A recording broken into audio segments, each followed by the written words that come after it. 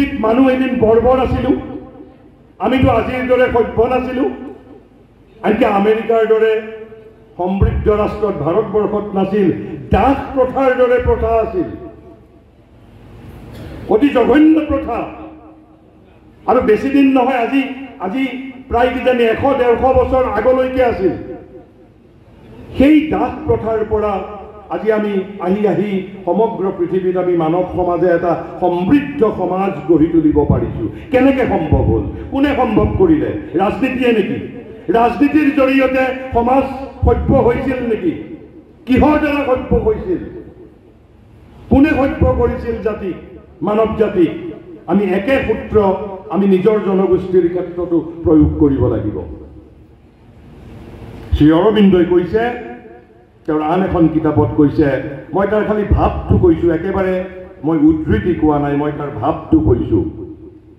কৈছে পৃথিৱীত এই যে একেবাৰে বৰ অৱস্থাৰ পৰা আমি এই সমৃদ্ধ অৱস্থাত আহি উপনীত হৈছোঁ, আমাক কোনে সহায় কৰিছে? প্ৰথম সহায় কৰিছে যেতিয়া আমাৰ হৃদয় বৃত্তি বিকশিত হৈছিল, হৃদয় যেতিয়া উন্মুক্ত হৈছিল, হৃদয় নামৰ তত্ত্বটো যেতিয়া বিকশিত হৈছিল। কাৰণ আদৰ্শ সমাজৰ বাবে ঐক্যম লাগিব, স্বাতন্ত্ৰ্যম লাগিব, সামৰ্থ্যম লাগিব, জ্ঞান লাগিব। কৈছে যেতিয়া হৃদয় বৃত্তি বিকশিত হৈছিল। কিন্তু অকল মাত্ৰ হৃদয় বৃত্তিয়ে সমাজক সুসভ্য কৰি তোলা নাছিল। হৃদয় বৃত্তিৰ সমানে সমানে আন 3টা বস্তু বিকশিত হৈছিল। সেই 3টা বস্তুৱেহে সমাজক সমৃদ্ধ কৰিছিল। সেই 3টা বস্তু কি? এটা হ'ল দৰ্শন, ফিলচফি। দ্বিতীয়টো যিমানেই আনে সমালোচনা নকৰক কিয়, দ্বিতীয়টো হ'ল ধৰ্ম, ৰিলিজিয়ন। আমাক আদিম অৱস্থাত ধৰ্মই মানুহক সুসভ্য কৰিছে। কোনো পদাৰ্থ বিজ্ঞান, ৰসায়ন বিজ্ঞান, গণিত শাস্ত্ৰই মানুহক সুসভ্য কৰা নাই। মানুহক সুসভ্য কৰিছিল, বিকশিত সমাজ গঢ়ি তুলিছিল দৰ্শনে, ধৰ্মই আৰু আমাৰ নীতিবোধ, অৰ্থাৎ এথিক্স, ৰিলিজিয়ন আৰু দৰ্শন। আপোনালোকেও যদি সমাজক সমৃদ্ধ কৰিব বিচাৰিছে, আপোনালোকৰ জনগোষ্ঠীটোক সমৃদ্ধ কৰিবলৈ বিচাৰিছে, তেনেহ'লে এই দৰ্শন, ধৰ্ম আৰু তাৰ সমানে সমানে নীতিবোধ। কিয় নীতিবোধৰ কথা কোৱা হৈছে, হৃদয় বৃত্তিৰ কথা কোৱা হৈছে? শ্ৰী অৰবিন্দই কৈছে, এ পাৰফেক্টেড world cannot be created by man or cannot be created by man or composed of men who are themselves imperfect. আমি ইম্পাৰফেক্ট মানুহৰ দ্বাৰা এখন পাৰফেক্ট সমাজ গঢ়ি তুলিব নোৱাৰো।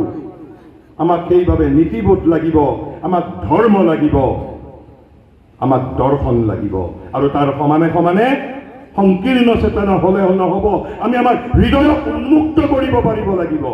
আৰু অতীতত এই বৰ্বৰ সমাজক সভ্য, সুসভ্য, বিকশিত, সমৃদ্ধ কৰিছিল প্ৰথম অৱস্থাত এই 4টা তত্ত্বই: হৃদয়, নীতিবোধ, দৰ্শন আৰু ধৰ্ম। আৰু তাৰ পিছত মানুহৰ মাজত চিন্তাৰ আন্দোলনে দেখা দিলে। Thought movement. চিন্তাৰ আন্দোলনক কোনে সহায় কৰিলে? ৰাজনীতি বিজ্ঞানে সহায় কৰিছিল জানো? অৰ্থনীতিয়ে সহায় কৰিছে জানো? নে ৰসায়ন বিজ্ঞানে সহায় কৰিছিল? নে গণিত শাস্ত্ৰই, নে নৃতত্ত্বই, নে ৰসায়ন বিজ্ঞানে সহায় কৰিছিল? মুঠেও কৰা নাই। পদাৰ্থ বিজ্ঞান, ৰসায়ন বিজ্ঞান, গণিত শাস্ত্ৰই মুঠেও সহায় কৰা নাই, ৰজাইও সহায় কৰা নাই। আমাৰ চিন্তাৰ আন্দোলনক আগবঢ়াই নিবৰ বাবে কোনে সহায় কৰিছিল? 2টা তত্ত্বই। এটা হ'ল ৰিজন আৰু এটা হ'ল ইমাজিনেশ্যন, আমাৰ যুক্তিবৃত্তি, আৰু এটা হ'ল ইমাজিনেশ্যন, কল্পনা। আৰু আপোনালোকেও যদি জনগোষ্ঠীটো সমৃদ্ধ কৰিব বিচাৰিছে, চিন্তাৰ আন্দোলন যদি গঢ়ি তুলিবলৈ খুজিছে, তেনেহ'লে এটা যুক্তিৰো আন্দোলন গঢ়ি তুলিব লাগিব। অৰ্থাৎ মানুহৰ চিন্তাৰ আন্দোলনক বিকশিত কৰিছিল যুক্তি আৰু কল্পনা, ৰিজন আৰু ইমাজিনেশ্যন। আকৌ যুক্তিৰ আন্দোলনক কোনে সহায় কৰিছিল? যুক্তিৰ আন্দোলনক সহায় কৰাৰ বাবে আমাক উপাদান কি লাগিব? কৈছে আকৌ 3টা কথাই আমাক সহায় কৰিছিল। এই যে যুক্তিৰ আন্দোলন, যুক্তিৰ আন্দোলন কৈছে প্ৰথমটো বিজ্ঞান, কাৰণ বিজ্ঞান শিক্ষাৰ লগত এটা যুক্তিবাদী মানসিকতাৰ প্ৰয়োজন হয়, বিজ্ঞান। দ্বিতীয়টো আকৌ দৰ্শন, আৰু তৃতীয়টো হ'ল ক্ৰিটিচিজিম, সমালোচনা। এই যে আমি সমালোচনা সাহিত্য বুলি কওঁ, অৰ্থাৎ এই যুক্তিৰ চিন্তাৰ আন্দোলনক কোনে বিকশিত কৰিছে? যুক্তিয়ে। আৰু যুক্তিক কোনে বিকশিত কৰিছিল? বিজ্ঞানে, দৰ্শনে আৰু সমালোচনাই। আৰু আন্তঃতত্ত্ব চিন্তাৰ আন্দোলনক কোনে সহায় কৰিছিল? কল্পনাই। কল্পনাই সহায় কৰিছিল। কল্পনা আমি কেনেকৈ বিকশিত কৰিব পাৰিছিলোঁ? গণিতৰ দ্বাৰা কল্পনা বিকশিত কৰিব পাৰিম জানো? ৰাজনীতিৰ দ্বাৰা আমাৰ কল্পনা বৃত্তিক বিকশিত কৰিব পাৰিম জানো? শ্ৰী অৰবিন্দই কৈছে কল্পনা বৃত্তিক তিনিটা তত্ত্বই মানুহৰ কল্পনা বৃত্তিক বিকশিত কৰিছিল। আৰু সেই তিনিটা কি? কাব্য, সাহিত্য, শিল্প। আজি কলাগুৰু বিষ্ণুপ্ৰসাদ ৰাভাৰ পুণ্যতিথি। কলাগুৰুৰ প্ৰতি প্ৰকৃত শ্ৰদ্ধাঞ্জলি হ'ব যদি এই যিখন কিতাপৰ পৰা মই কৈছোঁ, the value of art, national value of art, কলাৰ জাতীয় মূল্য। এই যে কলাগুৰু বুলি কৈছোঁ, আৰ্ট, পয়েট্ৰি এণ্ড লিটাৰেচাৰ, কাব্য, সাহিত্য আৰু শিল্পই আমাৰ কল্পনা প্ৰবৃত্তিক বিকশিত কৰিছিল আৰু পৰিণতি স্বৰূপে সমাজ সমৃদ্ধ হৈছিল। যদি তেতিয়াহ'লে এতিয়া আপোনালোকে যদি জাতিক সমৃদ্ধ কৰিব বিচাৰিছে, জনগোষ্ঠীক সমৃদ্ধ কৰিব বিচাৰিছে, তেনেহ'লে আপোনালোকক কিমান ইটাবালিৰ প্ৰয়োজন আছে? কাব্য, সাহিত্য, শিল্প, দৰ্শন, বিজ্ঞান, ক্ৰিটিচিজিম, তাৰপিছত হৃদয়বৃত্তি, তাৰপিছত ধৰ্ম, তাৰপিছত নীতিবোধ, আৰু সৰ্বোপৰি হ'ল চাৰিটা তত্ত্ব: জ্ঞানম, ঐক্যম, সামৰ্থ্যম আৰু স্বাতন্ত্ৰ্যম। মই এটা ধাৰণা দিবলৈ যত্ন কৰিছোঁ। যেনেকৈ অট্টালিকা গঢ়িবৰ বাবে ইটাবালিৰ প্ৰয়োজন, জাতিক যদি সমৃদ্ধ কৰিব বিচাৰোঁ তেনেহ'লে জাতিক সমৃদ্ধ কৰাৰ এইবোৰেই হ'ল উপাদান: ইটা, বালি, শিল। কিন্তু জাতিক কোনে সমৃদ্ধ কৰিব? মানুহে সমৃদ্ধ কৰিব লাগিব। জাতি মানুহৰ দ্বাৰা গঠিত হয়, সমষ্টি ব্যষ্টিৰ দ্বাৰা গঠিত হয়, সমষ্টি ব্যষ্টিৰ দ্বাৰা গঢ়ি উঠে। আপোনালোকে নিশ্চয় ৰাজকুমাৰ সিদ্ধাৰ্থৰ কথা জানে, কিন্তু মই সাহসৰ সৈতে কৈছোঁ, ৰাজকুমাৰ সিদ্ধাৰ্থই সমাজ গঢ়িব নোৱাৰে। সমাজ গঢ়িব পাৰে গৌতম বুদ্ধই, যদিও দুয়োজন মানুহ একেই। ৰাজকুমাৰ সিদ্ধাৰ্থই সমাজ গঢ়িব নোৱাৰে, সমাজ গঢ়িব পাৰে গৌতম বুদ্ধই। নৰেন্দ্ৰনাথ দত্তই সমাজ গঢ়ি তুলিব নোৱাৰে, সমাজ গঢ়ি তুলিব পাৰে বিবেকানন্দই, যদিও দুয়োজন ব্যক্তি একেই। কি ইয়াৰ তাৎপৰ্য? ইয়াৰ তাৎপৰ্য হ'ল নৰেন্দ্ৰনাথ দত্ত প্ৰথমতে বিবেকানন্দলৈ ৰূপান্তৰিত হ'ব লাগিব। জনগোষ্ঠী সংগঠনৰ দায়িত্ব আপোনালোকৰ মাজত থকা প্ৰত্যেকজনক, যাৰ যি ৰুচিবোধ আছে মই সেই বিষয়ে কম, আপোনালোকক ৰূপান্তৰিত কৰিব পাৰিব লাগিব। নৰেন্দ্ৰনাথ দত্তক বিবেকানন্দলৈ ৰূপান্তৰিত কৰিব পাৰিব লাগিব, কাৰণ নৰেন্দ্ৰনাথ দত্তই সমাজ পৰিৱৰ্তন কৰিব নোৱাৰে, জাতিকো সমৃদ্ধ কৰিব নোৱাৰে, জাতিকো বিকশিত কৰিব নোৱাৰে। কোনে পাৰিব? একমাত্ৰ বিবেকানন্দই। ৰাজকুমাৰ সিদ্ধাৰ্থই নোৱাৰে। কোনে পাৰিব? গৌতম বুদ্ধই পাৰিব। আৰু সেইবাবে আজিৰ পৰা 7 দশক পূৰ্বে জ্যোতিপ্ৰসাদে অসমৰ আকাশ বতাহ নিনাদিত কৰিছিল। কি কৈছিল? এই যে আমি জগতক ধুনীয়া কৰিব বিচাৰিছোঁ, মোৰ দেশখনক ধুনীয়া কৰিব বিচাৰিছোঁ, মোৰ ৰাজ্যখনক ধুনীয়া কৰিব বিচাৰিছোঁ, মোৰ জনগোষ্ঠীটোক ধুনীয়া কৰিব বিচাৰিছোঁ, মোৰ জীৱনটোক ধুনীয়া কৰিব বিচাৰিছোঁ। কাৰ দ্বাৰা ধুনীয়া কৰিব পাৰিম? মই কোৱা নাই, জ্যোতিপ্ৰসাদে কৈছে। আৰু সেই বাক্যশাৰীত জ্যোতিপ্ৰসাদে হে আৰু মাথো দুটা শব্দই ব্যৱহাৰ কৰিছে। আৰু জ্যোতিপ্ৰসাদৰ সমগ্ৰ দৰ্শনৰ তাৎপৰ্য জানিবৰ বাবে তেওঁৰ আন আন কবিতা, গল্প নপঢ়িলেও হ'ব, কাৰণ তেওঁ নিজে আমাক সহায় কৰি থৈ গৈছে। কি কৈছে তেওঁ? ৰূপান্তৰেহে মাথো জগত ধুনীয়া কৰে, ৰূপান্তৰেহে মাথো জগত ধুনীয়া কৰে। হে আৰু মাথো দুটা শব্দ ব্যৱহাৰ কৰিছে। মই কোৱা নাই যে ৰূপান্তৰেহে মাথো জগত ধুনীয়া কৰে, এই মোৰ গায়ত্ৰী মন্ত্ৰ। ভাৰতবৰ্ষত গায়ত্ৰী মন্ত্ৰক সৰ্বশ্ৰেষ্ঠ মন্ত্ৰ বুলি ধৰা হয় অৰ্থাৎ তেওঁৰ সমস্ত দৰ্শনৰ মূল উপজীব্য কি ট্ৰেন্সফৰ্মেশ্যন কিন্তু এয়া ৰকেট ছায়েন্সতকৈ টান পৃথিৱীৰ ভিতৰত আটাইতকৈ সহজ কাম কি আনক অভিযোগ দিয়া এজন কমপ্লেইনেণ্ট হোৱাটো আটাইতকৈ সহজ কাম আৰু আটাইতকৈ টান কাম কি একেবাৰে ৰকেট ছায়েন্সতকৈ টান স্পেচ মহাকাশ বিজ্ঞানতকৈ টান সেই টানটো হ'ল নিজক পৰিৱৰ্তন কৰা আৰু নিজক যদি পৰিৱৰ্তন কৰিব নোৱাৰো মই কোৱা নাই জ্যোতিপ্ৰসাদে কৈছে মই জগতক ধুনীয়া কৰিব নোৱাৰো কৈছে ৰূপান্তৰেহে মাথো জগত ধুনীয়া কৰে এই মোৰ গায়ত্ৰী মন্ত্ৰ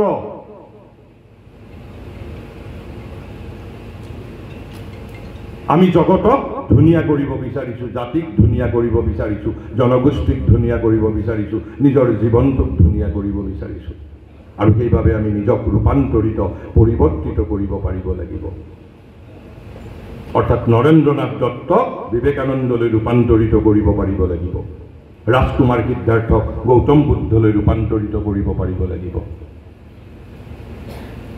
মই এটা উদাহৰণ দিছো আপোনালোকে কেৱল জ্ঞান হলেই নহব এই যে কলে পাৰফেক্টেড world cannot be created by man or composed of men who are themselves imperfect আমি সকলোৱে কালিদাসৰ কথা জানো কালিদাস জ্ঞানী আছিল কিন্তু জ্ঞান থকাৰ পিছতো তেওঁৰ কিছুমান বস্তু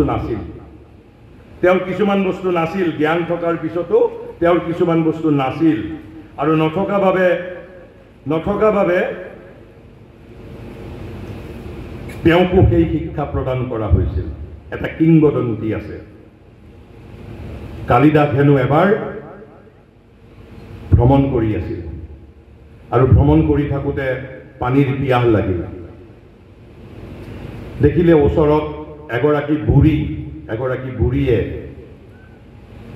কুঁৱাৰ পৰা পানী তুলি আছে বুঢ়ীগৰাকীৰ ওচৰলৈ গ'ল কৈ খুজিলে আই মোক অলপ পানী দিয়া মোৰ খুব মই কৃষ্ণাতুৰ কিন্তু বুঢ়ীগৰাকীয়ে কৈছে যে তুমি তোমাৰ পৰিচয় দিব লাগিব মোক তেতিয়াহে তোমাক মই পানী দিম কালিদাস ইমান বিদ্বান পণ্ডিত কবি মই সাধাৰণ অশিক্ষিতা নাৰীগৰাকীৰ আগত মোৰ কিয় আচল পৰিচয় দিবলৈ যাম কালিদাসে ক'লে বোলে মোক এজন ভ্ৰমণকাৰী বুলি ধৰি লোৱা আচল পৰিচয় দিয়া নাই অহংকাৰত কাৰণ তেওঁ পণ্ডিত মানুহ বিদ্বান মানুহ বুঢ়ীগৰাকীয়ে কৈছে তুমি মিছা কথা কৈছা তুমি ভ্ৰমণকাৰী নহয় কিয় বুঢ়ীগৰাকীয়ে কৈছে পৃথিৱীত ভ্ৰমণকাৰী মাত্ৰ দুটা বস্তুৱেই আছে তৃতীয় কোনো ভ্ৰমণকাৰী নাই এই দুটা বস্তু কি কৈছে সূৰ্য আৰু চন্দ্ৰৰ বাহিৰে পৃথিৱীত কোনো ভ্ৰমণকাৰীয়েই নাই তেতিয়া কৈছে ঠিক আছে যদি মোক তুমি ভ্ৰমণকাৰী বুলি নামানা তেনেহ'লে মোক আলহী বুলি ধৰি লোৱা তোমাৰ গেষ্ট বুলি ধৰি লোৱা আলহী বুলি ধৰি লোৱা বুঢ়ীগৰাকীয়ে তেতিয়া কৈছে নহয় তুমি এতিয়াও মিছা কথা কৈছা কাৰণ আলহী পৃথিৱীত মাত্ৰ দুটা বস্তু আছে সেই দুটা কি কৈছে এটা হ'ল যৌৱন আৰু এটা হ'ল ধন এই দুটা বস্তুৰ বাহিৰে আলহী আৰু আন একো বস্তু নাই তেতিয়া কালিদাসে কৈছে ঠিক আছে মোক তেনেহ'লে এজন সহনশীল ব্যক্তি বুলি ধৰি লোৱা বুঢ়ীগৰাকীয়ে কৈছে তুমি এইবাৰো মিছা কথা কৈছা কাৰণ সহনশীল বস্তু মাত্ৰ পৃথিৱীত দুটা আছে এটা হ'ল ভূমি আৰু এটা হ'ল গছ বৃক্ষ এই ভূমিৰ ওপৰত আমি কিমান অত্যাচাৰ কৰিছো ভূমিয়ে কোনোদিন কোৱা নাই তোমাক আৰু আশ্ৰয় নিদিও বুলি গছলৈ কিমান ফৰমুটি মাৰিছো কিন্তু গছে কোৱা নাই যে তোমাক কোনোদিন ফল নিদিওঁ আমি এইবাৰ কালিদাসে কৈছে ঠিক আছে তেনেহ'লে মোক এজন জেদী মানুহ বুলি ধৰি লোৱা তথাপিতো নিজৰ পৰিচয় দিয়া নাই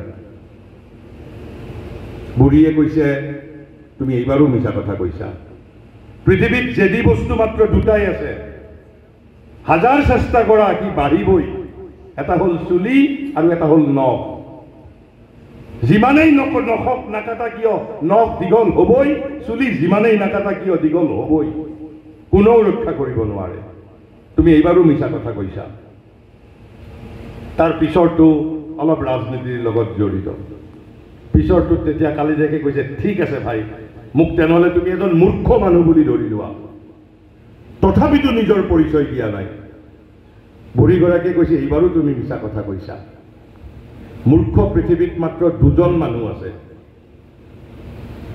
এজন হ'ল সেইজন ৰজা যিজনে কোনো জ্ঞান নোহোৱাকৈ নিজক জ্ঞানী বুলি ভাবে তেওঁ পৃথিৱীৰ আটাইতকৈ মূৰ্খ ব্যক্তি আৰু সেইসকল পদলেহনকাৰী যিয়ে ৰজাক মিছাই পদলেহন কৰে তাৰ বাহিৰে আৰু পৃথিৱীত মূৰ্খ কোনো নাই বুলি কৈছে আৰু তাৰ পিছত কালিদাসৰ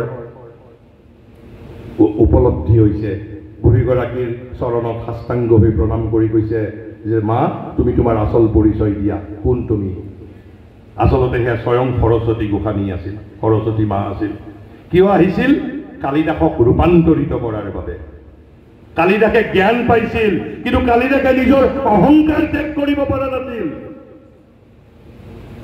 অহংকাৰী মানুহে পৃথিৱীক ধুনীয়া কৰিব নোৱাৰে এই যে আমাৰ ভাৰতবৰ্ষৰ যিমানবোৰ সাধু কথা আছে এই সাধু কথাৰ অন্তৰালত চাৰিটাই তত্ত্ব জ্ঞানম সামৰ্থ্যম ঐক্যম আৰু স্বাতন্ত্ৰ্যম কাৰণ সমাজৰ বাবে এই চাৰিটা বস্তুৰেই প্ৰয়োজন মই এটা সাধাৰণ উদাহৰণ কেৱল মাত্ৰ দিছোঁ তেনেহ'লে প্ৰশ্ন হ'ল আমি নিজক কেনেকৈ ৰূপান্তৰিত কৰিম নিজক কেনেকৈ ৰূপান্তৰিত কৰিব পাৰিম ছাত্ৰ ছাত্ৰীসকল আছে নিজক কেনেকৈ ৰূপান্তৰিত কৰিব পাৰিম বিদ্যালয়লৈ গ'লে পাৰিম ৰূপান্তৰিত কৰিব পাৰিম বিশ্ববিদ্যালয়লৈ গ'লে পাৰিম কিন্তু বিশ্ববিদ্যালয়ে আমাক শেষত কি দি পঠিয়ায় বিদ্যালয় মহাবিদ্যালয় কি দিয়ে এখন কাগজৰ টুকুৰা দি পঠিয়ায় কাগজৰ টুকুৰা দি পঠিয়ায় কনভোকেশ্যন সমাৱৰ্তনত তাত কি লেখা থাকে মই হেনো নৃতত্বত 100ৰ ভিতৰত 120 পাইছোঁ অংকত হেনো 100ৰ ভিতৰত 110 পাইছোঁ এতিয়া মই কি কৰিব লাগিব মন্ত্ৰী বিধায়কৰ ঘৰে ঘৰে ঘূৰি ফুৰিব লাগিব যে মোক চাকৰি দিয়া মই চাকৰিৰ বাবে মন্ত্ৰী বিধায়কৰ ঘৰে ঘৰে ঘূৰি ফুৰিব লাগিব আৰু চাকৰি যদি মন্ত্ৰী বিধায়কে নিদিয়ে তেতিয়া মই কি কৰিম মই আন্দোলন কৰিম বিপ্লৱ কৰিম আন্দোলন বিপ্লৱেও যদি কাম নিদিয়ে মই আত্মহত্যা কৰিম কিয় কাৰণ মোক এই সমস্ত 22-25 বছৰত বিশ্ববিদ্যালয়ে এখন মাত্ৰ কাগজৰ টুকুৰা দি পঠিয়াই দিছে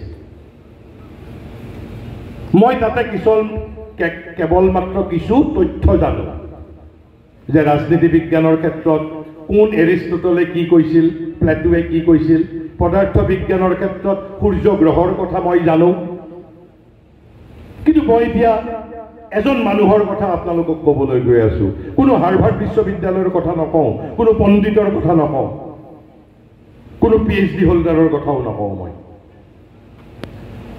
এইখন অসম মুলুকৰে তেওঁৰ হাতত সেই বিশ্ববিদ্যালয়ে দিয়া সেই সমৃদ্ধ কাগজৰ টুকুৰাখিলা নাই কিন্তু তেওঁক আজি কেৱল অসমৰ বিশ্ববিদ্যালয় নহয় ভাৰতৰ বিশ্ববিদ্যালয় নহয় পৃথিৱীৰ আন বিশ্ববিদ্যালয়ত নিমন্ত্ৰণ কৰে কিয় আৰু কাৰ কথা কৈছো বাৰু মই তেওঁৰ হাতত আপোনালোকৰ দৰে আমাৰ দৰে বিশ্ববিদ্যালয়ৰ কোনো ডিগ্ৰী নাই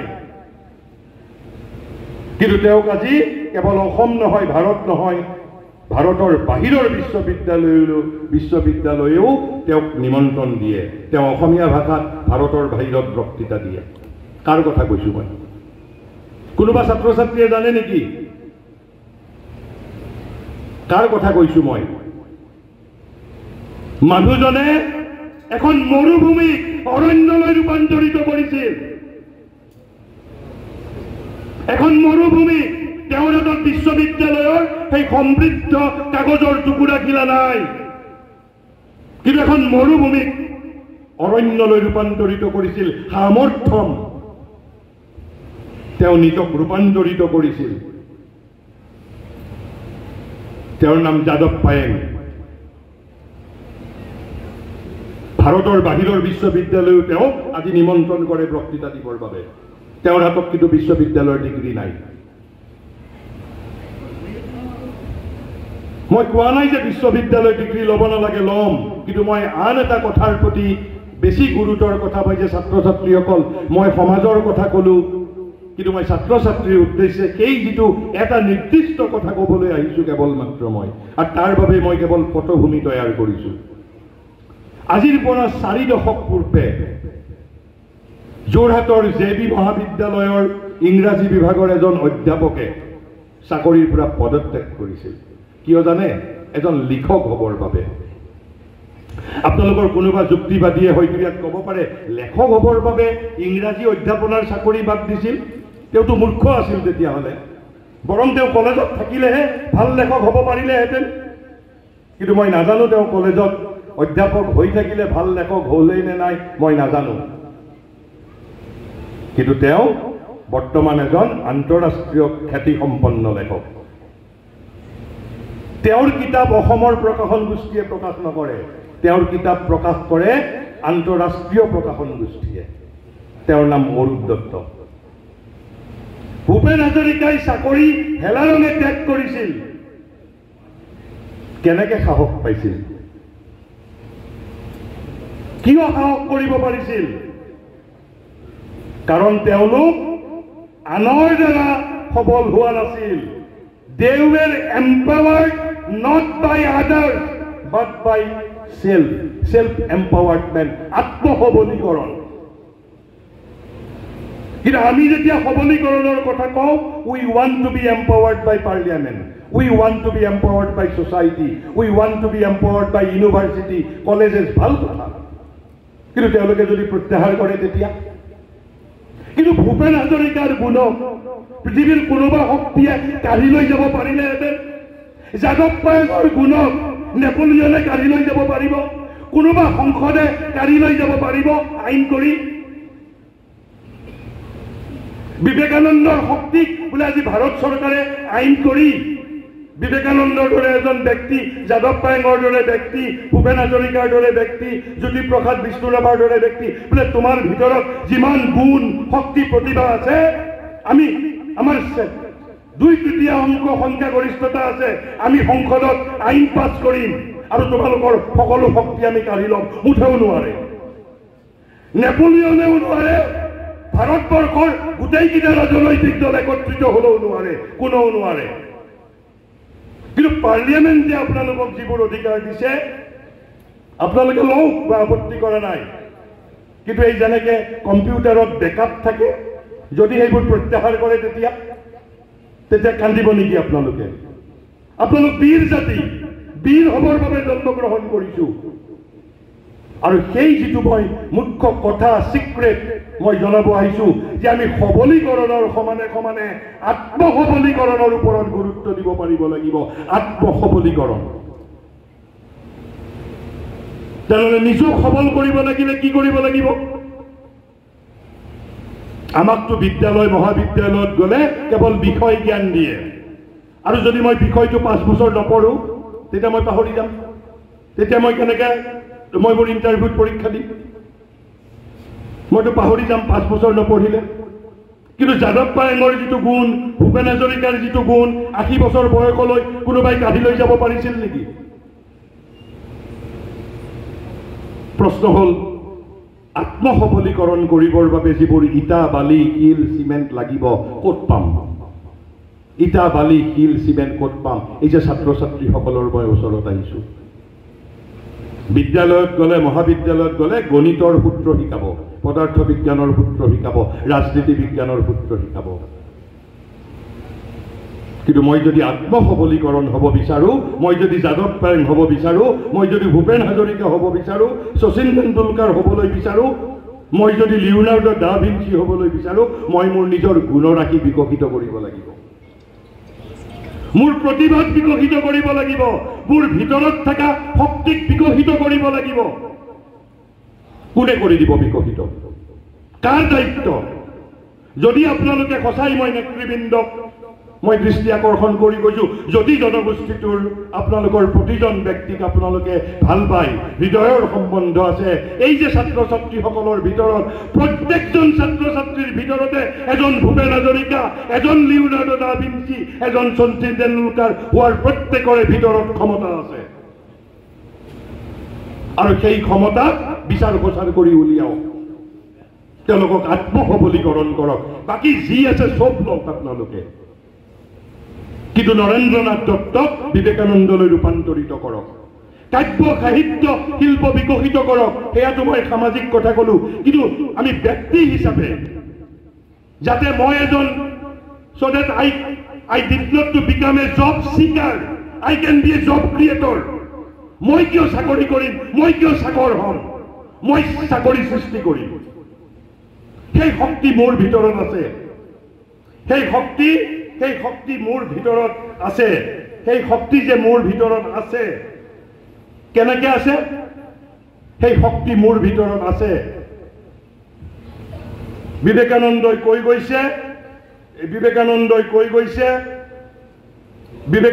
কৈছে যে ক'ৰ পৰা আমি সেই শক্তি পাইছো? আমাৰ সেই ভিতৰত কৈছে আমাৰ যি প্ৰয়োজন এখন পৃথিৱীত থাকি নিজক বিকশিত কৰিবৰ বাবে আমাক কি লাগিব? আমাক গুণ লাগিব, আমাক প্ৰতিভা লাগিব, আমাক শক্তি লাগিব, এটা জীৱনৰ ব্ৰত লাগিব, আৰু আমি এয়া কাৰো পৰা ধাৰ ল'ব নালাগে। জাতীয় সংগঠনৰ দায়িত্ব হ'ল প্ৰত্যেকজন ব্যক্তিৰ ভিতৰত থকা গুণ, দক্ষতা, প্ৰতিভা, শক্তি, প্ৰত্যেকৰে ভিতৰত ভিন ভিন শক্তি আছে। সেই শক্তিসমূহক বিকশিত কৰিব পাৰিব লাগিব। কেনেকে কৰিব লাগিব? তেওঁলোকৰ হেদেখেয়া। যদি তেওঁলোকৰ আগ্ৰহ থাকে, সমাধানৰ সূত্ৰও তেওঁলোকে পাব। কিন্তু মোৰ জাতিৰ মই প্ৰত্যেকজন ছাত্ৰ ছাত্ৰীক মই আত্মবিকশিত কৰি তুলিম, সেল্ফ এম্পাৱাৰ্ড কৰি তুলিম, যাতে কাৰো ওচৰত নিৰ্ভৰশীল হ'ব নালাগে। কাৰণ এই যে মই ক'লো জাতি গঢ়ি তুলিব লাগিলে স্বাতন্ত্ৰম, মই আনৰ ওচৰত নিৰ্ভৰশীল হ'লে মই স্বাতন্ত্ৰম। আদৰ্শ সমাজ গঢ়িব লাগিলে মোক স্বাতন্ত্ৰম, ফ্ৰীডম লাগিব। আৰু ফ্ৰীডম মই কেতিয়া পাম? যেতিয়া মই সেল্ফ এম্পাৱাৰ্ড। বিবেকানন্দই কৈছে every individual is a center for the manifestation of a certain force. প্ৰত্যেকজন ব্যক্তি, আমাৰ ভিতৰত এটা শক্তি আছে, সেই শক্তিক বিকশিত কৰিবৰ বাবে মই পৃথিৱীত জন্মগ্ৰহণ কৰিছো। আৰু সেই শক্তি কেনেকে জমা হৈছে মোৰ তাত? কৈছে the force has been stored up as the resultant of our previous work. এই যে মই জনমে জনমে কাম কৰিছো, পৃথিৱীত মানুহে কয় যে আমি মৃত্যুৰ দিনা সকলো বস্তু এৰি থৈ যাম। মিছা কথা। মোৰ কেৱল এই যে আলহী বুলি কৈছো, যৌৱন, ধন, মোৰ ঘৰ বাৰী প্ৰতিষ্ঠা, সেইবোৰ মই এৰি থৈ যাম। কিন্তু এই যে মই সেল্ফ এম্পাৱাৰ্ড হওঁতে যিমান মোৰ গুণ বিকশিত কৰিছিলো, যিমান প্ৰতিভা বিকশিত কৰিছিলো, যি মই শক্তিৰ উন্মেষ কৰিছিলো, এইবোৰ এটাও এৰি থৈ নাযাওঁ। ইয়াত মোৰ আত্মাই লগত লৈ যাব। You have to be selfish to that extent. আৰু নিজক যেতিয়ালৈ আপুনি সামৰ্থ্যৱান কৰি তুলিব নোৱাৰিব, আপুনি জাতিটোৰ প্ৰতি অৱদান আগবঢ়াব নোৱাৰিব। মই এবাৰ আগেই কৈছো, ৰাজকুমাৰ সিদ্ধাৰ্থ, নৰেন্দ্ৰনাথ দত্তই সমাজক অৱদান দিব নোৱাৰে। কোনে পাৰে? কেৱল গৌতম বুদ্ধ আৰু বিবেকানন্দই। মই এইখিনি কথা এইভাবে কৈছো যে পৃথিৱীত কোনেও আমাৰ ছাত্ৰ ছাত্ৰীসকলক আত্মনিৰ্ভৰশীল হোৱাৰ শিক্ষা প্ৰদান নকৰে। আৰু এবাৰ মাত্ৰ কল্পনা কৰক, যিজন ছাত্ৰ ছাত্ৰীয়ে নিজৰ ভিতৰত থকা গুণক বিকশিত কৰিছে, নিজৰ ভিতৰত থকা প্ৰতিভাক বিকশিত কৰিছে, নিজৰ ভিতৰত থকা শক্তি উন্মেষিত কৰিছে, নিজৰ ভিতৰত থকা সম্ভাৱনাক বিকশিত কৰিছে, তেওঁ জগতত বাচি টিকি থাকিবৰ বাবে যিবোৰ সাধন সামগ্ৰীৰ প্ৰয়োজন হ'ব, তেওঁ অৱলীলাক্ৰমে সেইবোৰ যোগাৰ কৰিব। কিন্তু আজি বহু ছাত্ৰ ছাত্ৰী হতাশগ্ৰস্ত হয়। কিয়? কাৰণ আমাক বিশ্ববিদ্যালয়ে আমাক সেল্ফ এম্পাৱাৰ্ড কৰি নপঠায়, আমাক বিকলাংগ, পংগু, নিৰ্ভৰশীল কৰি পঠিয়ায়। সমগ্ৰ বিশ্বজুৰি আমাৰ ছাত্ৰ ছাত্ৰীৰ বিৰুদ্ধে ষড়যন্ত্ৰ কৰা হৈছে যাতে তেওঁলোক নিৰ্ভৰশীল হৈ থাকে। ছাত্ৰ ছাত্ৰীক স্বাতন্ত্ৰম, আত্মনিৰ্ভৰশীল কৰিব পাৰিব লাগিব। আত্মসবলীকৰণ হ'ল তাৰ উপায়। মই ভাবো, মই সেইভাবে এটা সামাজিক দৃষ্টিকোণৰ পৰা আৰু এটা ছাত্ৰ ছাত্ৰীৰ দৃষ্টিকোণৰ পৰা, যিহেতু ইয়াত ছাত্ৰ ছাত্ৰীসকলক আপোনালোকে জলপানী দিছে, ভাল কথা, অতি ভাল কাম কৰিছে। কিন্তু তাৰ সমানে সমানে ছাত্ৰ ছাত্ৰীসকলক আত্মসবলীকৰণ, সেল্ফ এম্পাৱাৰ্ড, যাতে নেপোলিয়নেও আপোনালোকৰ পৰা আপোনালোকৰ সেই ছাত্ৰ ছাত্ৰীৰ বিকশিত শক্তিক কোনো কাঢ়ি লৈ যাব নোৱাৰে। মই একেবাৰে শেষত মই এটা শ্ৰী অৰবিন্দৰ এটা উদ্ধৃতিৰে মই মোৰ বক্তৃতা শেষ কৰিব বিচাৰিছোঁ। আৰু সেই বক্তৃতাটোৰ মাজতেই সেই উদ্ধৃতিটোৰ মাজতেই জাতীয় সংগঠক, অভিভাৱক অভিভাৱিকা, শিক্ষক শিক্ষয়িত্ৰী, সমাজ, ৰাষ্ট্ৰ, ছাত্ৰ ছাত্ৰী সকলোৰে বাবে পথ নিৰ্দেশ আছে। আৰু আমাৰ জাতীয় জীৱনৰ দায়িত্বও সেয়া। যদি আমি ব্যক্তিক গঢ়ি তুলিব পাৰোঁ তেনেহ'লে সমৃদ্ধ জনগোষ্ঠী গঢ়ি তুলিব পাৰিম। সমৃদ্ধ জনগোষ্ঠী যদি গঢ়ি তুলিব পাৰোঁ, সমৃদ্ধ জাতিসত্তা গঢ়ি তুলিব পাৰিম। তেতিয়া ভাৰতবৰ্ষকো গঢ়ি তুলিব পাৰিম। তেতিয়া আমি বিশ্বগুৰু হ'ব পাৰিম। আৰু সেইবাবে শ্ৰী অৰবিন্দই কৈছে ভগৱানে আমাক যেতিয়া পৃথিৱীত জন্ম দিছে, কৈছে প্ৰতিগৰাকী ব্যক্তিৰ অন্তৰত, প্ৰতিগৰাকী ইয়াত থকা প্ৰতিগৰাকী উইদাউট এনি এক্সেপশ্যন যে প্ৰতিগৰাকী ব্যক্তিৰ অন্তৰত এনে কিছু দিব্য ভাৱ বা অংশ কেৱল লিওনাৰ্ডো দা ভিঞ্চিৰ অধিকাৰ আছিল, সত্যজিৎ ৰায়ৰ অধিকাৰ আছিল, কেৱল ভূপেন হাজৰিকাৰ অধিকাৰ আছিল ভূপেন হাজৰিকা হোৱাৰ বাবে? নো, আই উইল নট এডমিট। পৃথিৱীৰ 7.5 কোটি মানুহ প্ৰত্যেকেই নিজৰ নিজৰ জীৱন ব্ৰতৰ পৰাকাষ্ঠাত উপনীত হোৱাৰ বাবে ভগৱানে আমাক সকলো দি পঠিয়াইছে, অনাথ কৰি পঠিওৱা নাই। আমি নিজে নিজে অনাথ হৈছোঁ। কৈছে প্ৰতিগৰাকী ব্যক্তিৰ অন্তৰত এনে কিছু দিব্য ভাৱ বা অংশ, স্বকীয়তা, আমাৰ প্ৰত্যেকগৰাকীক এটা সামথিং হিজ ওন, একেবাৰে ভগৱানে আমাক আপোনাৰ নিজৰ বস্তু এটা দি পঠিয়াইছে, নিজৰ স্বকীয়তা, যিটো বস্তু আন কাৰো হাতত নাই, এটা দিব্য ভাৱ, সামথিং ডিভাইন। আৰু কি দিছে? কৈছে উৎকৰ্ষ সাধনৰ সম্ভাৱনা। আৰু কি দিছে? সামৰ্থ্য। এই 4টা বস্তু আমাক দি পঠিয়াইছে। আপোনালোকে বিশ্বাস কৰিব পাৰে, নকৰিব পাৰে, ইটছ আপ টু ইউ।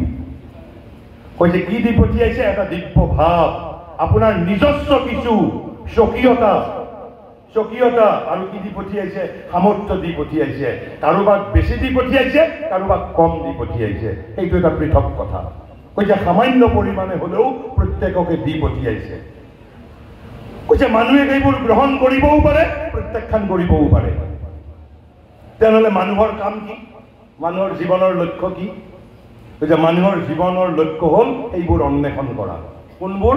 মোৰ ভিতৰত যিটো ভগৱানে মোক সামৰ্থ্য দি পঠোৱাইছে, মোৰ নিজৰ যিটো স্বকীয়তা, মোৰ নিজৰ যিটো দিব্য ভাৱ, সেইবোৰৰ অন্বেষণ কৰা।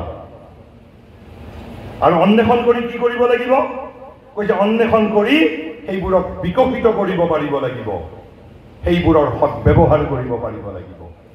তেতিয়া নৰেন্দ্ৰনাথ দত্ত বিবেকানন্দলৈ ৰূপান্তৰিত হ'ব। আনৰ ওচৰত নিৰ্ভৰশীল হ'ব নালাগে। আপোনাৰ গুণ প্ৰতিভা শক্তিক কোনো নেপোলিয়নে কাঢ়ি লৈ যাব নোৱাৰিব তেতিয়া। আৰু আন যিবোৰ বস্তু আপুনি বেলেগৰ পৰা পাইছে, বেলেগে আকৌ উভতাই লৈ যাবও পাৰে। মই লৈ যাব বুলি কোৱা নাই, লৈ যাবও পাৰে। কিন্তু আপোনাৰ নিজস্ব স্বকীয়তাখিনি, নিজস্ব দিব্যভাৱ, নিজস্ব গুণ প্ৰতিভা যদি বিকশিত কৰে, পৃথিৱীৰ কোনো শক্তিয়ে আপোনাৰ পৰা ঘূৰাই লৈ যাব নোৱাৰে। এয়া হ'ল মানুহৰ কাম। তেনেহ'লে শিক্ষাৰ কাম কি? শিক্ষাৰ কামটোৱেই হ'ল জাতীয় সংগঠনৰো কাম, ৰাষ্ট্ৰৰো কাম, সমাজৰো কাম, পিতৃ মাতৃৰো কাম, শিক্ষক শিক্ষয়িত্ৰীৰো কাম। আন একো কাম নাই। সেই কাম কি? কৈছে শিক্ষাৰ সৰ্বপ্ৰধান লক্ষ্য হোৱা উচিত মানুহৰ অন্তৰত বিৰাজমান ভগৱান প্ৰদত্ত সেই দান সামগ্ৰীবোৰৰ ভিতৰত সৰ্বোত্তম গুণৰাশি। এই যে দান সামগ্ৰী ভগৱানে আমাক দি পঠাইছে, কিন্তু আমিতো কেৱল ভগৱানক গালি দিওঁতেই যায় জীৱনটো আমাৰ। ভগৱানে আমাক সকলো দি পঠাইছে। আমি এবাৰো যুক্তিৰে কোৱা নাই এজন যাদৱ পায়েঙে যদি কৰিছে মই কিয় নোৱাৰিম, এজন ভূপেন হাজৰিকাই যদি পাৰিছে মই কিয় নোৱাৰিম। ভগৱানেতো মোৰ প্ৰতি পক্ষপাত কৰা নাই, মই কেৱল অৱহেলা কৰিছোঁ। কৈছে যিবোৰ প্ৰত্যেকৰে ভিতৰত থকা বহু গুণ দিছে আপোনাক, বহু দান সামগ্ৰী দিছে, তাৰ ভিতৰত যিটো সৰ্বোত্তম আপোনাৰ ক্ষেত্ৰত, সেই সৰ্বোত্তমটোক কৈছে স্বতঃস্ফূৰ্তভাৱে প্ৰকটিত কৰাৰ বাবে, যাতে নিজে নিজে সেইবোৰ বিকশিত হ'ব পাৰে, তাৰ বাবে কৈছে মানুহৰ আত্মাত সহায় কৰিব পাৰিব লাগিব। আৰু যদি শিক্ষাই সেই কাম কৰিব পাৰে তেনেহ'লে আমি একোজন পূৰ্ণ বিকশিত ছাত্ৰ ছাত্ৰী পাম, পূৰ্ণ বিকশিত মানুহ পাম, যিজন কাৰো ওচৰত নিৰ্ভৰশীল নহ'ব। তেওঁ মন্ত্ৰী বিধায়কৰ ওচৰত চাকৰি বিচাৰিব নালাগিব, বৰং মন্ত্ৰী বিধায়ক তেওঁৰ ঘৰৰ ওচৰলৈ আহিব লাগিব, কাৰণ তেওঁৰ তাত গুণ আছে, প্ৰতিভা আছে। আৰু মই সেই ধৰণে মই মোৰ জাতিক সহায় কৰিব বিচাৰোঁ, জাতিক মই কণ্ট্ৰিবিউট কৰিব বিচাৰোঁ। অৰ্থাৎ জাতিক জ্ঞানৰ দ্বাৰা, সামৰ্থ্যৰ দ্বাৰা, স্বাতন্ত্ৰ্যমৰ দ্বাৰা, জাতিক ঐক্যবোধৰ দ্বাৰা, ঐক্যতানৰ দ্বাৰা, আৰু তাৰ সমানে সমানে দৰ্শনৰ দ্বাৰা, ধৰ্মৰ দ্বাৰা, নীতিবোধৰ দ্বাৰা, হৃদয়বৃত্তিৰ দ্বাৰা, কাব্য সাহিত্য শিল্পৰ দ্বাৰা, আৰু আৰু আৰু আমাৰ যুক্তিবৃত্তিক বিকশিত কৰি, আৰু তাৰ সমানে সমানে এয়া হ'ল সমাজত সমষ্টিগত কথা। আৰু আৰু আৰু তাৰপিছত যিটো আমি ব্যক্তি হিচাপে ছাত্ৰ ছাত্ৰীসকলে নিজক কেতিয়া বিকশিত কৰিব পাৰিব, যদি আমাৰ ভিতৰত থকা গুণৰাশিক বিকশিত কৰিব পাৰোঁ, শক্তিক অভিব্যক্ত কৰিব পাৰোঁ, তেতিয়া মই কাৰো ওচৰত নিৰ্ভৰশীল হ'ব নালাগে। জগতত বাচি টিকি থাকিবৰ বাবে যিটো প্ৰয়োজন সেয়া মই অনায়াসে মই অৰ্জন কৰিম তেতিয়া, কাৰণ মোৰ তেতিয়া ভিতৰত মন্দাকিনী ধাৰা প্ৰবাহিত হ'ব। মই শেষত আপোনালোকে হয়তো মোৰ এই কথাবোৰ কোনোবাই হয়তো ক'ব পাৰে তাত্ত্বিক কথা, কাল্পনিক কথা। এনেধৰণে আমি পৃথিৱীত আহিছোঁ অনাথ হৈ, আমি বিকলাংগ, পংগু, কেৱল লিওনাৰ্ডো দা ভিঞ্চি সৌভাগ্যৰ বলত লিওনাৰ্ডো দা ভিঞ্চি হৈছে, শচীন তেণ্ডুলকাৰ নিজৰ সৌভাগ্যৰ বলত শচীন তেণ্ডুলকাৰ হৈছে। মই যদি এজন পাণ দোকানীক গৈ কওঁ বোলে you have to be an industrialist, মোক আপোনালোকে হাঁহিব, বোলে সেইজনে পাণ দোকান দিছে, দিন দিন হাজিৰা কৰি চলা মানুহ, আপুনি তেওঁক উদ্যোগপতি হোৱাৰ লোভ দেখুৱাইছে, আপুনি তেওঁক বিপথে পৰিচালিত কৰিছে, ক'ব পাৰে কোনোবাই। আৰু সেই সংক্ৰান্ততেই মই এটা জীৱন্ত উদাহৰণ আপোনালোকৰ ওচৰত দি মই বক্তৃতা শেষ কৰিব বিচাৰিছোঁ। আমাৰ ভিতৰত প্ৰত্যেকৰে ভিতৰত যে সামৰ্থ্য আছে, যদি মই জনগোষ্ঠীক সমৃদ্ধ বিকশিত কৰিব খুজিছোঁ, মই মোৰ ব্যক্তিক সমৃদ্ধ বিকশিত কৰিব লাগিব। আৰু ব্যক্তিক সমৃদ্ধ বিকশিত কৰাৰ অৰ্থ হ'ল তেওঁলোকক ছেল্ফ এম্পাৱাৰ্ড কৰাৰ, আত্মনিৰ্ভৰশীল কৰা, আৰু তাৰ বাবে ইটা বালি শিল যি প্ৰয়োজন হ'ব সমস্ত ভগৱানে আমাক দান সামগ্ৰী ৰূপে জীৱনৰ সৈতে আমাৰ ভিতৰত দি পঠিয়াইছে। আজিৰ পৰা 130-31 বছৰ আগৰ কথা, জাপান অভিমুখী এখন জাহাজত দুজন ভাৰতীয় ব্যক্তি, 130 বছৰ, তাৰ অৰ্থ কি? মই পৰাধীন ভাৰতবৰ্ষৰ কথা কৈছোঁ। তেতিয়া ভাৰত প্ৰধানত পৰাধীন, আৰু এই দুজন ভাৰতীয় ব্যক্তিৰ এজনৰ বয়স 30 বছৰ, এজনৰ বয়স 52-53 বছৰ। স্বাভাৱিকভাৱে দুজন ভাৰতীয় ব্যক্তি মাত্ৰ 2 ঘণ্টাৰ বাবে দেখা দেখি, কাৰণ বোম্বাইৰ পৰা জাপানলৈ 2 ঘণ্টা নে 3 ঘণ্টাৰ যাত্ৰা আছিল, নে খুব বেছি 4 ঘণ্টামানৰ হ'ব। স্বাভাৱিকতে যুৱকজনে পৌৰ ব্যক্তিজনক সুধিছে বোলে মহাশয় আপুনি বিদেশলৈ কিয় যাত্ৰা কৰিছে, আৰু পৌৰ ব্যক্তিজনেও যুৱকজনক সুধিছে। পৌৰ ব্যক্তিজনে যুৱকজনে নিজৰ কথাটো কৈছে কিয় তেওঁ বিদেশলৈ যাত্ৰা কৰিছে। তাৰপিছত পৌৰ ব্যক্তিজনে কৈছে যে মই এজন বিজনেছমেন, মই বিদেশৰ পৰা বস্তু কিনি আনো আৰু ভাৰতক মই বিক্ৰী কৰোঁ, আই এম এ বিজনেছমেন। কিন্তু এইবাৰ মই বিদেশলৈ যাত্ৰা কৰিছোঁ, সঁচা কাহিনীৰ কথা কৈ আছোঁ, মই সঁচা কাহিনীৰ কথা কৈ আছোঁ। কৈছে এইবাৰ মই বিদেশলৈ যাত্ৰা কৰিছোঁ কিয়, যে মই ভাৰতত উদ্যোগ স্থাপন কৰিব বিচাৰোঁ, আৰু উদ্যোগ স্থাপন কৰিব লাগিলে মোক এটা প্ৰযুক্তি লাগিব, টেকনলজি লাগিব। মই বিদেশলৈ আহিছোঁ, এইখন দেখিছে মোৰ ভিক্ষাৰ জলঙা, মই বিদেশীৰ ঘৰে ঘৰে ভিক্ষা খুজিম। কিহৰ বাবে? যে মোক এটা প্ৰযুক্তি দিয়া, তোমালোকে প্ৰযুক্তি দিয়া। বিদেশৰ বিজ্ঞানীৰ ওচৰলৈ মই যাম আৰু ভিক্ষা খুজিম, শিৰ নত কৰি আঁঠু লৈ মই ভিক্ষা খুজিম যে মোক তোমালোকে এটা প্ৰযুক্তি দিয়া, মই মোৰ দেশত উদ্যোগ স্থাপন কৰিব বিচাৰিছোঁ। যুৱকজনে কৈছে আপুনি কেনেকৈ ভাবিলে যে আপুনি বিদেশলৈ যাত্ৰা কৰিছে, বিদেশীসকলে আপোনাক একেবাৰে শেহতীয়া প্ৰযুক্তিটো দিব, কাৰণ তেওঁলোকৰ বাবে ভাৰত বজাৰ। পৃথিৱীৰ সমৃদ্ধ ৰাষ্ট্ৰ ইংলেণ্ড আমেৰিকাই উদ্যোগ স্থাপন কৰিব, আৰু ভাৰতবৰ্ষ তেওঁলোকৰ বাবে বজাৰ। ভাৰতবৰ্ষত তেওঁলোকে উদ্যোগ স্থাপন হোৱা নিবিচাৰে। আপুনি কৈছে মই ভিক্ষাৰ জলঙাৰে বিজ্ঞানীসকলৰ ওচৰত প্ৰযুক্তি বিচাৰি যাম, আপোনাক দিব প্ৰযুক্তি। কেনেকুৱা প্ৰযুক্তি দিব জানে? which has become obsolete, যেটো অকাৰ্যকৰ হৈ গৈছে, যেটো আউপুৰণি হৈছে, যেটো প্ৰযুক্তিৰে উদ্যোগ স্থাপন কৰিলে আপোনাৰ লোকচান হ'ব, তেওঁলোকে আপোনাক কেতিয়াও শেহতীয়া প্ৰযুক্তিটো নিদিয়ে।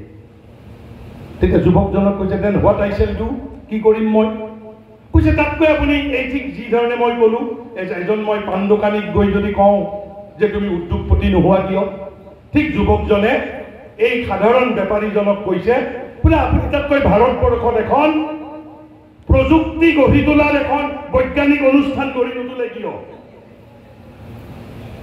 আপোনালোকে ক'ব এয়া কি ভাতৰ লগত পানী খোৱা কথা নেকি? এজন মই সাধাৰণ বিজনেছমেন, কিন্তু যুৱকজনে তেওঁক 2 ঘণ্টাত কি অনুপ্ৰাণিত কৰিছে নাজানো। Within a period of 4 years সেই পৌৰ ব্যক্তিজনে 4 বছৰৰ ভিতৰত আজি যিখন বিজ্ঞান আৰু প্ৰযুক্তিবিদ্যাৰ উচ্চ শিক্ষা প্ৰতিষ্ঠানৰ নামোল্লেখ নকৰাকৈ ভাৰতবৰ্ষই বিজ্ঞান আৰু প্ৰযুক্তি শিক্ষাৰ কথা আলোচনাই কৰিব নোৱাৰে সেইখন অনুষ্ঠান গঢ়ি তুলিছিল within a period of only 4 years. Of course, with the help from Mysore King, মহীশূৰৰ ৰজাই সহায় কৰিছিল। আৰু সেইখন প্ৰতিষ্ঠানৰ নাম আপোনালোক সকলোৱে জানে, তাৰ গৰ্ভগৃহ আছিল জাপান অভিমুখী জাহাজ। এজন যুৱকৰ 2 ঘণ্টাৰ অনুপ্ৰেৰণামূলক বক্তব্য, আৰু সেইখনৰ নাম হ'ল Indian institute of science Bangalore. আপোনালোকে নিশ্চয় বহুতে শুনিছে, Indian institute of science Bangalore. From an ordinary businessman, he became a giant institutional builder. যেনেকে নৰেন্দ্ৰনাথ দত্তৰ পৰা বিবেকানন্দ হৈছিল, ৰূপান্তৰেহে জগত ধুনীয়া কৰে। You have to transform yourself. ৰূপান্তৰেহে জগত ধুনীয়া কৰে, এই মোৰ গায়ত্ৰী মন্ত্ৰ 4 বছৰৰ ভিতৰত। আৰু সেই যুৱকজনক সেইখন প্ৰতিষ্ঠানত সঞ্চালক পদবী তেওঁক অফাৰ কৰা হৈছিল। যুৱকজনে সেয়া স্বীকাৰ কৰা নাই, এয়া এক বেলেগ কথা। আৰু এই পৌৰ ব্যক্তিজনৰ নামোল্লেখ নকৰাকৈ ভাৰতবৰ্ষই নিজৰ ঔদ্যোগিক জীৱনৰ বিষয়ে এষাৰি বাক্যও লিখিব নোৱাৰে। তেওঁৰ ইমান প্ৰভূত অৱদান। From an ordinary businessman, he became India's #1 পিতৃপুৰুষ of ঔদ্যোগিক জীৱন। কাৰ কথা কৈছো মই? Who could be? কৈছে সেই ব্যক্তিজনৰ নাম উল্লেখ নকৰাকৈ ভাৰতবৰ্ষই এখন ৰচনাও লিখিব নোৱাৰে। এজন সাধাৰণ ব্যক্তিৰ পৰা, সাধাৰণ বিজনেছমেনৰ পৰা। তেওঁ কোন আছিল জানে? He was none other than Jamsetji Tata. From an ordinary businessman, he became giant institutional builder. He became the father figure of India's industrialism, industrial revolution. ভাৰতবৰ্ষৰ উদ্যোগ বিপ্লৱৰ প্ৰধান পুৰুধা ব্যক্তিলৈ ৰূপান্তৰিত হৈছিল জামছেদজী টাটা। এখন জাপান অভিমুখী জাহাজত এজন যুৱকৰ মাত্ৰ 2 ঘণ্টাৰ অনুপ্ৰেৰণামূলক বক্তব্য। আৰু এই সম্ভাৱনা যদি এজন অৰ্ডিনাৰী সাধাৰণ ব্যৱসায়ী জামছেদজী টাটালৈ ৰূপান্তৰিত হ'ব পাৰে, সেই সম্ভাৱনা আমাৰ প্ৰতিগৰাকী ছাত্ৰ ছাত্ৰীৰ হৃদয়ৰ ভিতৰত আছে। এয়া আমাক ভগৱানে দি পঠাইছে। সেই প্ৰতিভা, সেই শক্তি, সেই গুণৰাগী, সেই সামৰ্থ্য আপুনি প্ৰত্যাখ্যানো কৰিব পাৰে, গ্ৰহণো কৰিব পাৰে। আৰু সেই যুৱকজনৰ নাম কি আছিল জানে? তেওঁ কোনো হাৰ্ভাৰ্ড বিশ্ববিদ্যালয়ৰ পৰা পাছ কৰা মেনেজমেণ্টৰ ছাত্ৰ নাছিল। প্ৰধানত ভাৰতবৰ্ষৰ এজন 30 বছৰীয়া যুৱক। 130 বছৰ আগতে কাৰ কথা ক'ব পাৰোঁ মই? কাৰ অনুপ্ৰেৰণামূলক বক্তব্য? দৰাচলতে ভাৰতবৰ্ষই নিজৰ ঔদ্যোগিক জীৱনৰ অন্তৰালৰ ব্যক্তি হ'ল সেই 30 বছৰীয়া যুৱকজন। ভাৰতবৰ্ষৰ বিজ্ঞান শিক্ষাৰ অন্তৰালৰ ব্যক্তি সেই যুৱকজন। আৰু তেতিয়া যেনেকে জামছেদজী টাটাক কোনো চিনি পোৱা নাছিল, আজি যেনেকে পৃথিৱীৰ সকলোৱে চিনি পায়, তেনেকে সেই যুৱকজনকো আনকি নিজৰ জন্মস্থানতো ভাৰতবৰ্ষৰ কিজানি 50-60 জনতকৈ বেছি কোনেও চিনি পোৱা নাছিল, আজি সমগ্ৰ পৃথিৱীয়ে চিনি পায়। আৰু সেই ব্যক্তিজন অবিহনে ভাৰতবৰ্ষই স্বাধীনতাও নাপালেহেঁতেন। সেয়া এক অন্য অধ্যায়, মই পিছত কেতিয়াবা কম। হি ৱাজ নান আদাৰ দেন স্বামী বিবেকানন্দ। যেতিয়া চিকাগোত ধৰ্মসভাত ভাষণ দিবলৈ গৈছিল 1893 চনত, দৰাচলতে 1893 চনত এই বিবেকানন্দৰ অনুপ্ৰেৰণামূলক বক্তব্যত জামছেদজী টাটা গঢ়ি উঠিছিল। জামছেদজী টাটা সৃষ্টি হৈছিল, ভাৰতত বিজ্ঞান শিক্ষাৰ অনুষ্ঠানৰ যজ্ঞ আৰম্ভ হৈছিল। আৰু সেই সম্ভাৱনা আমাৰ প্ৰতিজন ছাত্ৰ ছাত্ৰীৰ মাজত আছে। জাতীয় সংগঠনৰ দায়িত্ব, যদি জাতিয়ে জনগোষ্ঠীটোক সমৃদ্ধ কৰিব বিচাৰিছে, নিজৰ ছাত্ৰ ছাত্ৰীসকলক সমৃদ্ধ কৰি তুলিব লাগিব। নিজৰ ছাত্ৰ ছাত্ৰীক সমৃদ্ধ কৰি তোলাৰ অৰ্থ হ'ল তেওঁলোকক আত্মসবলীকৰণ, সেলফ এম্পাৱাৰ্ড কৰিব পাৰিব লাগিব, আত্মনিৰ্ভৰশীল কৰিব পাৰিব লাগিব। আত্মনিৰ্ভৰশীল কৰাৰ অৰ্থ ভগৱানে যি আমাক ভিতৰত গুণ, প্ৰতিভা, শক্তি, সামৰ্থ্য মোৰ জীৱনবোৰত দি পঠাইছে, সেইবোৰ এটা এটাকৈ বাছি উলিয়াই বিকশিত কৰিব লাগিব, সমৃদ্ধ কৰিব পাৰিব লাগিব। আৰু তেতিয়া জ্যোতিপ্ৰসাদে কোৱা ধৰণে আমিও ৰূপান্তৰেহে জগত ধুনীয়া কৰে, এই মোৰ গায়ত্ৰী মন্ত্ৰ বুলি আমিও সাহসৰ সৈতে ক'ব পাৰিম। পুনৰ মই আজি যিসকল ছাত্ৰ ছাত্ৰী আহিছে তেওঁলোকৰ ভৱিষ্যত উজ্জ্বল জীৱন কামনা কৰিছোঁ। তেওঁলোক আত্মবিকশিত হওক, আত্মনিৰ্ভৰশীল হওক, তেওঁলোকৰ ভিতৰত থকা গুণৰাশি, প্ৰতিভা, শক্তি, সামৰ্থ্য তেওঁলোকে বিকশিত কৰক। বিকশিত কৰি আত্মনিৰ্ভৰশীল ব্যক্তি হিচাপে নিজক প্ৰতিষ্ঠা কৰি নিজৰ জনগোষ্ঠীটোক সমৃদ্ধ কৰক। তাৰ বাবে মই ভগৱানৰ ওচৰত প্ৰাৰ্থনা জনাই পুনৰ মতক স্বায়ত্তশাসিত পৰিষদক মোক এই দুআষাৰ ক'বলৈ সুযোগ দিয়াৰ বাবে আন্তৰিক ধন্যবাদ, কৃতজ্ঞতা জনাই মই মোৰ বক্তব্য সামৰণি মাৰিছোঁ। ধন্যবাদ।